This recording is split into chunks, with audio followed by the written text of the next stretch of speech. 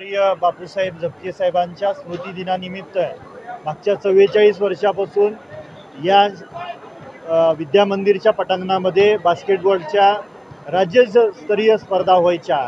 मागच्या काही वर्षांपासून राज्याच्या बाहेरून सुद्धा टीम येतात। आज केरळची टीम आलेली आहे, हैदराबादची टीम येते, विजापूरची आणि गुलबर्ग्याची टीम येते।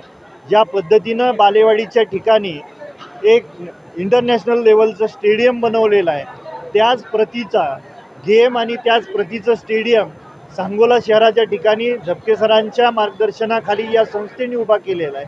आणि निश्चितपणे माझ्यासारख्या तरुणाला आनंद होतोय की जो खेळ पाश्चिमात्य देशामध्ये खेळला जातो, या बास्केटबॉलचे खेळाडू जगामध्ये सर्वात श्रीमंत खेळाडू म्हणून जॉर्डनसारखे गणले जातात, आणि तशा पद्धतीचा खेळ या महाराष्ट्रातल्या ग्रामीण भागामध्ये झपके सरांच्या संस्थेच्या माध्यमातून इथल्या खेळाडूंमध्ये चांगल्या पद्धतीनं ते वातावरण तयार केलं जाते।